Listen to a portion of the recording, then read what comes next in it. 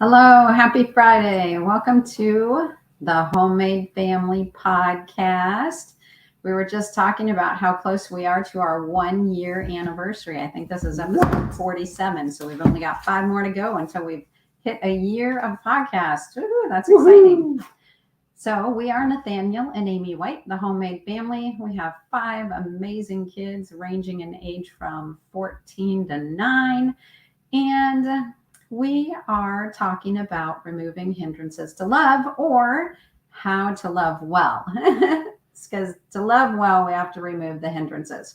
This is part 3 of this. So if you did miss part 1 or part 2, you can go to our website at www.ithehomemadefamily.com and click on the podcast one. It'll take you over to our YouTube channel, which you can search on YouTube directly. Just look for The Homemade Family, Nathaniel and Amy White, or anywhere podcasts are found. You can also look there, Nathaniel and Amy White, The Homemade Family. Just search The Homemade Family. You'll find us.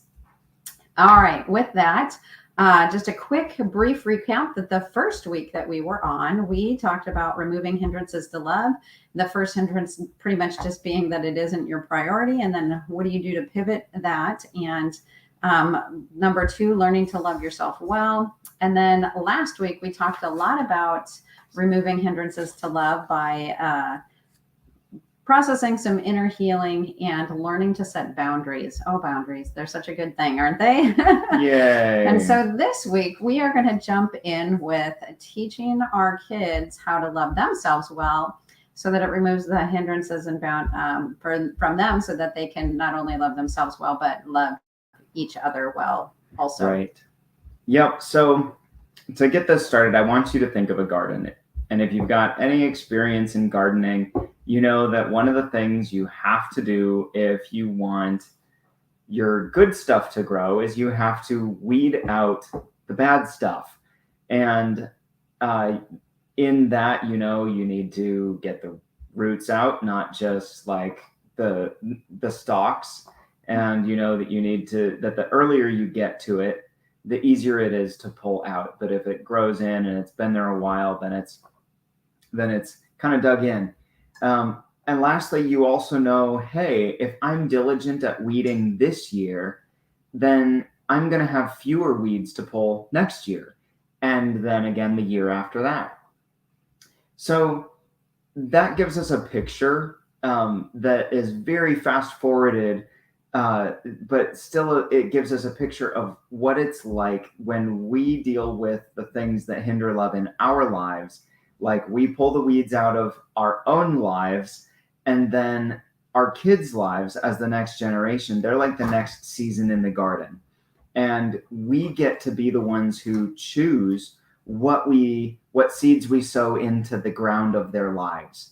And so that can be the good stuff that is the fruit we want to eat, and the vegetables that nourish our bodies. That can be all the good stuff, right? Strong confidence and a secure identity and knowing that they're loved and just all of those good things. Those are the things that we want for them. But the quickest way to get to them is to deal with it in our garden. And so again, just go back in the last couple of weeks. Those are the things that we talked about there. However, it's still important to understand this principle of sowing and reaping. The things that if you want your kids to love well, then you're going to have to sow seeds that grow loving well in their lives. So as an example of just kind of us in our own process of this, there's been a number of times where one or the other of us is treating our kids more harshly than we would like to be, but it's just we've had it just about enough. And honestly, we'd had too much, which is the problem. And then you're just being harsher than you want to be to your kids. And in those moments, one of the things that helps us put a pause button on that and walk away and calm down and handle it properly, and also come back and apologize and clean up the mess we made from hurting our kids' hearts, from being too harsh with them. One of the things that most compellingly helps us do that is thinking about how our kids are going to parent their kids, our grandkids. And if we treat our kids harshly, and we set that as the example, then that likely is going to be the way that they parent their kids as well. Sandy Brew says, hi, Sandy. We called you Sandy Brew. Sandy Keller. We know your new name. Your name which is you've still been there. For a long time. We're so sorry. Hi, Sandy. Good to see you. We hope you're having a great week. Yes. We were just talking about you the other day, actually. Yeah. Good things. Just praying for blessings on your family. So, yes. So teaching your kids to love themselves well, it starts with just having that example and setting that example of what loving well looks like. Yeah, I was going to add to, just a positive example and a negative example of realizing that sometimes we need to uproot things that we didn't know that we were planting. We don't want to uproot the good things, but in our home, we do a whole lot of hugging. Especially Nathaniel. He hugs the kids a lot, and it's fun because when Nathaniel is gone out of town or whatever, to see my other boys step up into that role. Like Dad's gone, so Nehemiah needs to be the one passing out the bedtime hugs, or Simeon will be the one passing out the bedtime hugs. So it's really fun that what you sow into them, then you get to reap back out. But sometimes it's not fun to realize that you've sown some things that are not good. We actually went through a season probably a couple of years ago, a year ago, maybe 2 years ago. I don't know. Yeah. But we began to hear our kids being really critical with each other. And we were like, where are they getting all this critical? We didn't think we were being that critical. We didn't think that we were being critical, And so what we stopped and realized was like, oh, I think that in some of our, it's not like we nitpick critical correction, but as we're, calling our kids higher and trying to shape their character and things, it had sown some sort of criticism in them. And we saw it in each other, or them doing it with each other.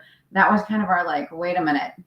I think that we need to go back and undo this. And so the way that we did that was, first of all, we just sat down and we said, hey, we noticed this is going on and we're just calling it to your attention. But we understand that you probably learned this from us. And so we want to change also, and we don't want this to be a part of our family. And so you can't just uproot, you have to plant something else in its place. And that's where we ended up like uprooting that and working a lot harder on planting compliments and encouragement and things like that. Yep. And words of affirmation for not seeing that. So if all of a sudden you see that your kids are being judgmental or harsh or other things, like don't take it as something like, oh man, I failed. Go like, oh, I'm so glad that this weed revealed itself. And now we get to work on uprooting that and planting something better in its place. Yeah. None of seeing bad things growing or seeing unwanted or unhealthy things growing is never a reason to beat yourself or anybody else up or feel shame or feel guilty or anything like that. It's just, oh, thank you, Jesus. Now I'm aware of this thing that I was blind to. Now I can actually deal with this and begin pursuing the opposite. And so it's a simple, like, I'm going to release this to you, Jesus. God, I'm sorry that I've allowed this into my family. I give this to you. What do you give me in return? And just going on that process with the Holy Spirit to find the roots, pull it out, get the weed out of your garden, and it stops dropping seeds you don't want into your generation and future generations. So it's beautiful. Also, I want to give this encouragement because I know that a lot of people listening to us, are in younger seasons with their kids still, A lot are in older seasons. And so we get questions all the time like, is it too late for me to start doing this? Or, how do I get the fruit that you guys have in your kids? How do I get that in my kids? My kids are already teenagers. And we just always give as much encouragement as we can. Like, your kids want your love and approval and affirmation. They do. Like, you still want your parents' love and approval and affirmation. I would say it's probably a pretty safe bet. And you listening to us, you're probably an adult. So if you still want it, guaranteed they still want it. No matter where things look, if they're a sullen teenager, whatever, they still want your love and approval. And so if you begin sowing those seeds of, I'm proud of you, I love you, I want you, I value our connection, complimenting, hey, you did this really well, noting areas where they're learning or growing or improving, or just any of those kinds of things, showing those expressions of value for them, they're going to respond. It may take a little while to turn things around or to displace things that you don't want that are still habits going on, but you're never going to go wrong by sowing love into somebody's life. You're never going to go wrong with that. Yeah, and kids, especially the older kids, the teens, they want to see authentic, Right. change. And so sometimes it means that we actually have to repent and apologize and tell them like, hey, you know what, I'm really working on changing. And, I would like your grace in helping me do that. And most kids are going to be like, wow, like what happened to my parent? Like Right. They're real, but also it gives them grace to change also when they Exactly. see that you are working on changing. Yep. Okay. So teaching your kids to love themselves well starts with your example. Another way to teach your kids, another thing that's key in teaching your kids to love well, is setting boundaries and enforcing them. We were just talking to a mom's group last night about this, and it's so important to actually back up and enforce the boundaries that you set. And the reason for this is because it teaches your kids that they can believe what you say. Like, if you say, this is the line, don't cross it, and then they cross it, and then you're like, well, if you do that again, this is what's going to happen, but then you don't do it. What they learn is that you're not believable. They learn to not trust your words. And so one of the most important, honestly, this is the singular most important reason that we discipline our kids and why we work to be consistent on boundaries, is so that they believe our words. We get that out of Deuteronomy 8. I think we've talked about it before, but we'll talk about it more another time. But that's where it comes from, is teaching our kids to live from our words and ultimately to live from God's words. And it's not so that we can control them. It's actually like, hey, if you won't honor a basic no, if you won't believe me when I say no, then I'm not sure that you'll believe me when I say I love you. Or kind of a more real life situation, like, hey, when our daughter went to school and the friends that she had made and been friends with all of a sudden start becoming more your stereotypical popular kids, and they'd exclude her. Like, she was always the first one to get dropped out of the crowd, and then like, oh well, if one of the other normal ones wasn't there, then they'd include her again, but she wasn't always good enough to hang with them. And it was a very painful thing for her. Like, well, because she was connected to our voice, we could help walk her through that hurt and that pain and help her know, no matter how they treat you, you are still a daughter of God. You are still loved. You are still beautiful. You are still amazing. You are still smart. You are still a leader.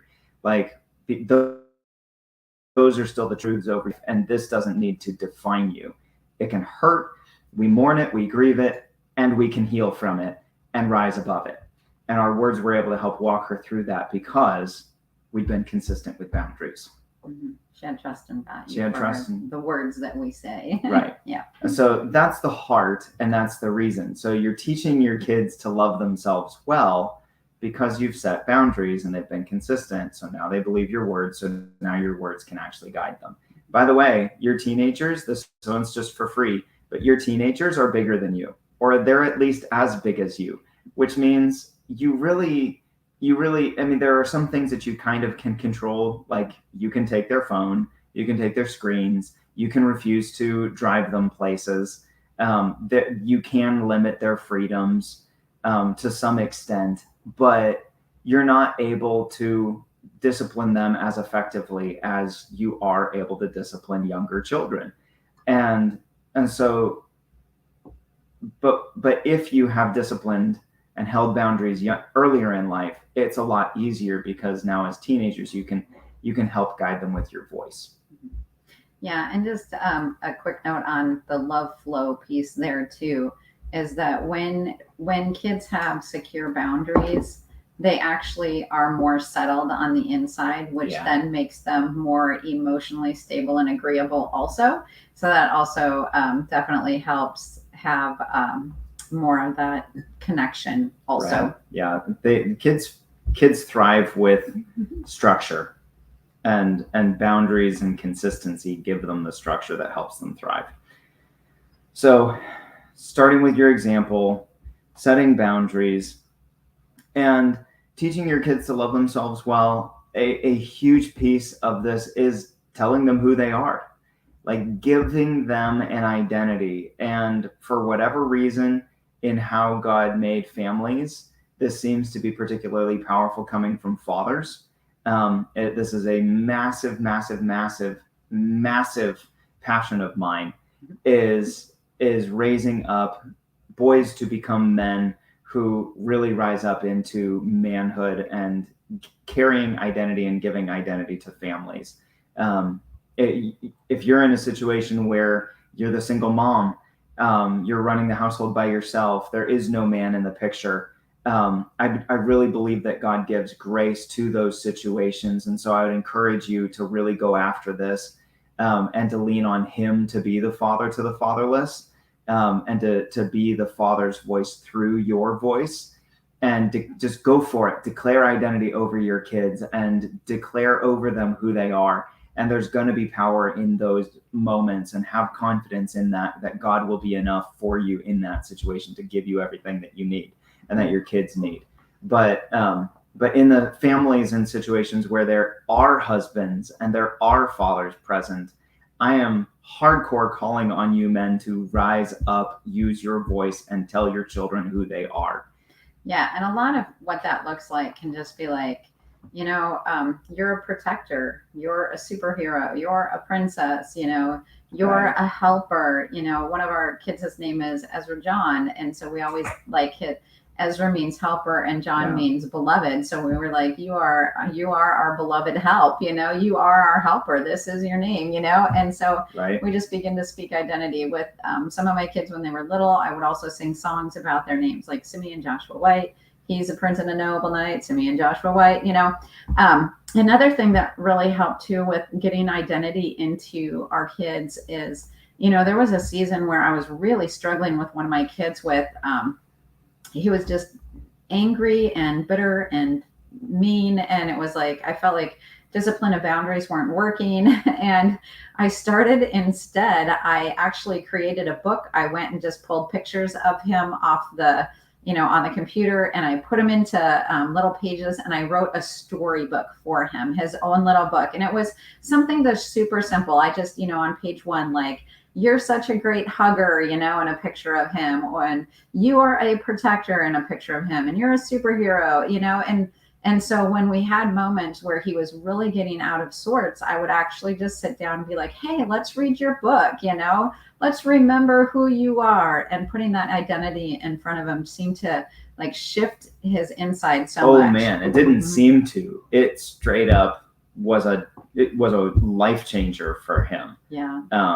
I mean, like years later, it was like, where'd my book go? I want my book. And something happened to the book. It was sad. We lost the book somewhere. No Probably idea in all the moves we made like 5 or 6 years ago, it got lost and moved somewhere. But that book was so powerful in affecting his life and really helping ground him in, this is who you are, and therefore this is how you behave, and these other things you're doing just don't, they aren't who you are.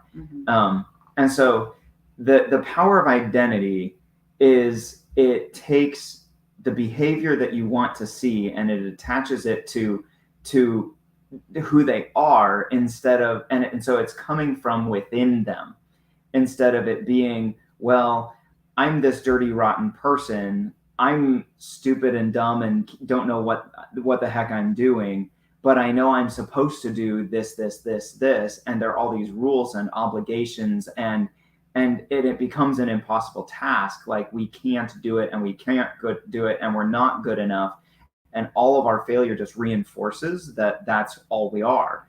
But when you have an identity, like, you are a protector, and therefore you protect, and you are a prince, therefore you act nobly. You are a young man, therefore you don't do these childish things anymore of getting offended over stupid stuff and picking arguments with your brothers and just being annoying because you think it's fun.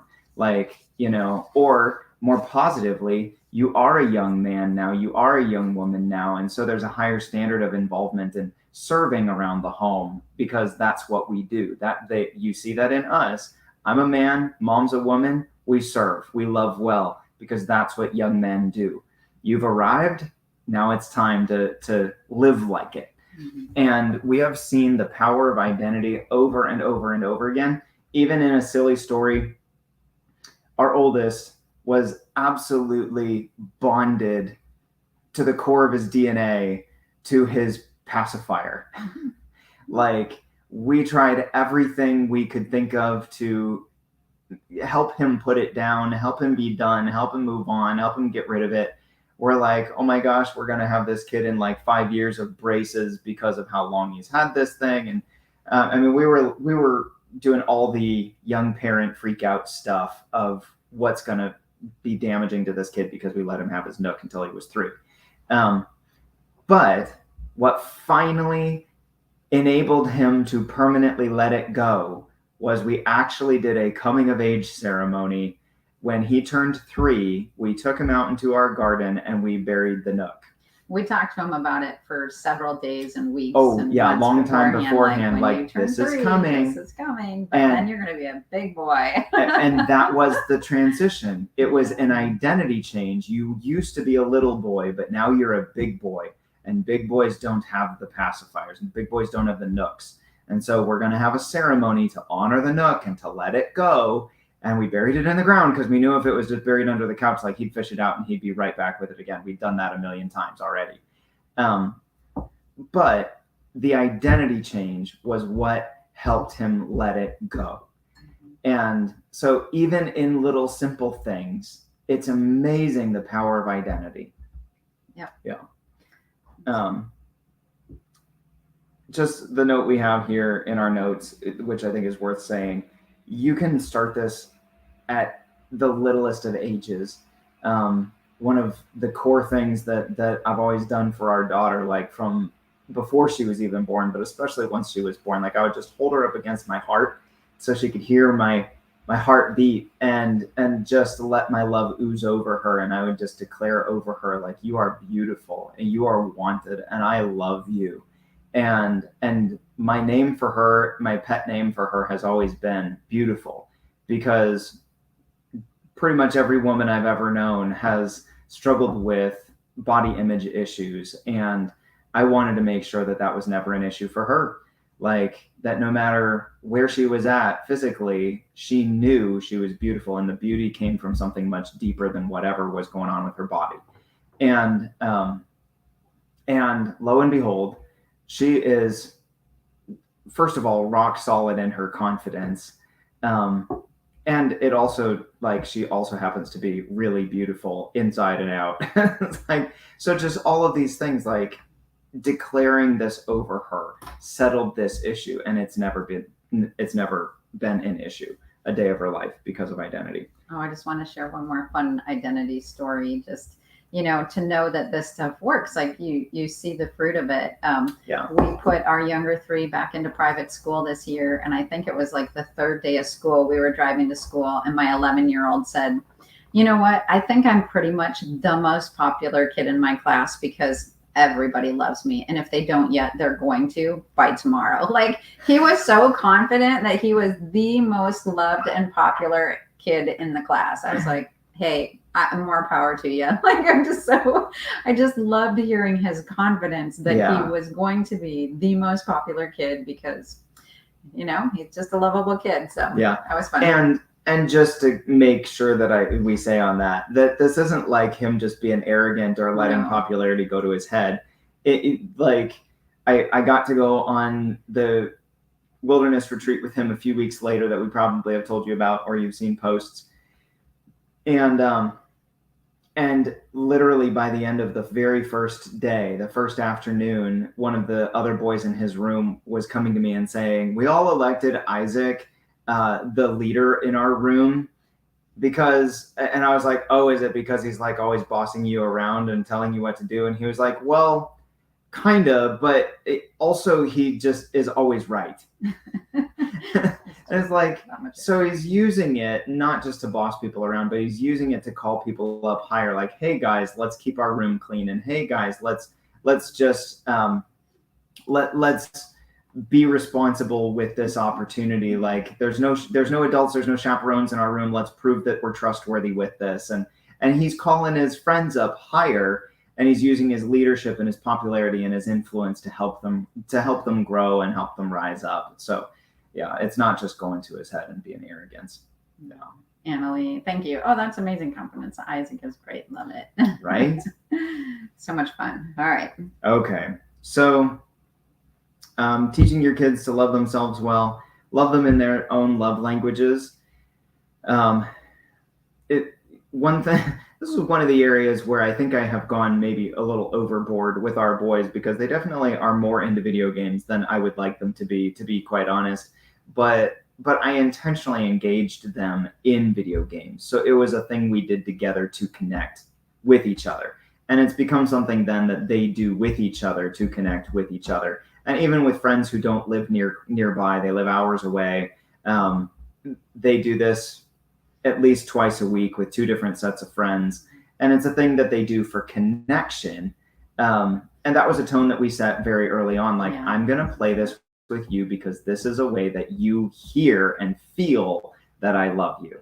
Yeah, we've made it very clear to our kids, like, video games aren't just for sitting around doing forever. Video games are for building family and for connection. Yeah, it's a tool. And it's a tool, and that's what we use it for. Yeah. Yeah, not much. I mean, like, yes, it's very entertaining and fun, but they don't just get to mindlessly sit on video games for all the time. They have to. It's a family building tool. Right. And I mean, like I said, I think it's maybe a bit more addictive than we anticipated. And anyway, we're working on some things there, but it's still loving them in their languages, playing video games with my boys, wrestling with all of them when they were younger, but especially the boys. We still wrestle a lot. Yeah. And even like I wrestle my boys too. They think it's really fun to try to take mom down, and are they big enough to get mom yet?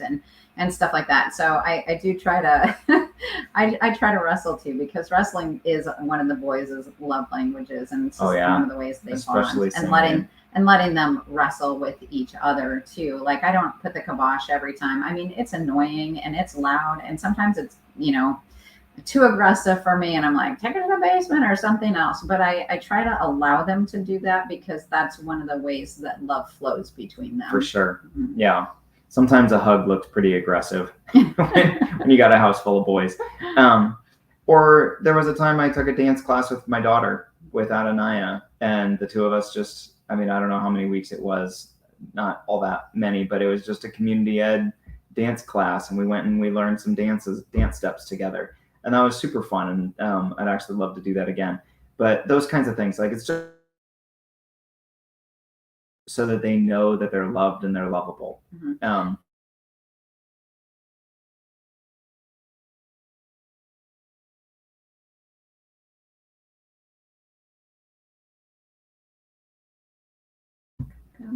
Oh, hey, there we are. All right, we're back. So we also make sure that we point out, like, hey, you know what? I will sit and build Legos with you or search for that Lego piece for 5 hours my gosh. because I love you. This is one of the ways that I'm showing you that I love you. And we talk about this a lot, like what makes you feel loved. And then, intentionally, when I'm doing this, this is me loving you, Yeah. And then we try to encourage them to love each other that way too, or even to love us that way. You know what? It would be really loving if you would help with this, or if you could do this with us today, Right. And then they're like, oh, yeah, because mom served me like that. Now I can serve her like this, and stuff like that. And it just is a great way for them to see, like, you know what? Adonai is especially good at this, entering into the things that she does, she wouldn't naturally do or even want to do. She'll do it with them because she's intentionally sowing into that relationship to reap better connection and love. Yep. Lastly, excuse me, teaching your kids to love themselves well by listening to their feedback. So one example of that we learned through a book that I think we referenced somewhat recently called the gender book. What's the name? Why Gender Matters. Why Gender Matters. And in that book, he talks about a number of medical studies that all confirm that girls actually have stronger sense of hearing than boys. It's an established medical fact that girls hear better than boys. And one of the kind of outcomes of that is that sometimes men or boys might be a lot too loud for girls. Girls might be too soft for boys, and boys might be too loud for girls. Kind of makes sense, right? Well, in times past when I've been having conversations with Adonai, and particularly if I'm trying to work through an issue on something with her, and I'm feeling passionate about this issue, then she'd be saying, "Dad, you're yelling at me," and I'm like, I am speaking in my normal voice. Like there might be a little bit more intensity to it, but I can hear my volume, and my volume is not loud. But I had to understand she is hearing me louder than I'm hearing me. And so I literally just lowered my voice lower than I should for a podcast. And it showed her, hey, I listen to your feedback. Your words matter to me. I hear you and I respond. And I mean, that's just one example, but there's many, many, many examples of what that has looked like over the years of just listening to their feedback, responding to them. And it shows them that their words matter to us too. Yeah. And oftentimes you receiving their words can help them receive your words. Like, yeah. Do you want to make that point quick? Yeah, I know we're just a little bit over time, but we'll just finish this up with teaching your kids to love well. Like all of this is teaching your kids to love themselves well. But now we're getting to this final point, teaching your kids to love well. If you have followed along in this process, that you have learned to love yourself well, which has looked like uprooting all of these things in your own life and removing these hindrances to love in your life, both in receiving love and in expressing love. And then you have helped your kids through this same process of uprooting weeds and sowing good seeds. And you've done all of these things. Well, it's actually going to be very natural for your kids to love well. It's going to be just the overflow of what grows from their life. However, there are 3 areas where we find we still need to kind of keep this in front of our kids and continue to work with them on it. The one kind of I don't know, I guess they all apply at all ages. So I'll just give them in order. But the first one is serving well. So man, we did 5 weeks on chores. You can go find that series to talk about serving well. But just simply, we talk to our kids and we say, don't complain about being important. You are important in this family, and loving well looks like something. It looks like you pick up your socks. It looks like you clean your room when you're supposed to. It looks like you respond to our instructions and you help when you're asked. It looks like showing up when family members are moving and we, or friends are moving and we show up and we serve. This is what love looks like. Love looks like action. It doesn't just look like nice words. Loving well looks like guarding hearts from offense. So, okay, I'm so sorry that your brother did something hurtful to you, but you get to be the leader now and show him a good example of what it looks like to love well. You don't need to get hurt. You don't need to get offended. You don't need to respond and do back to him the same wrong thing he did to you. You can show him, you can rise above this, you can guard your heart from offense, live from your values instead of your emotions, and you can do what's right and show him a good example of what it looks like to love. Lastly, being situationally aware. This could be everything from, holy smokes, guys, do you see the mess that you are sitting in the middle of the living room? And are you aware that we have guests coming over for a meeting in half an hour? Or it could just be, hey, are you aware that mom or dad have been working all day and now they're working again to put dinner on the table and then clean up dinner? And hey, you're just sitting on your butt in the living room watching something on a screen. Like, just situational awareness to be aware of ways to serve, ways to love well, ways to help. Being this is a little higher level, but like reading, when is your sibling already feeling sensitive to something, and you need to adjust the way that you talk about something, or whether you talk about it at all, in order to show love for them in that moment. Just different things like that. Being situationally aware, serving well, guarding your heart from offense, and being situationally aware. Those are 3 areas of teaching our kids to love well that we are still actively working on all the time. Yep. So just a little teaser for next week. I think that we are going to be talking about joyful motherhood and the power of motherhood. So we hope to see you guys next week. Have a beautiful weekend.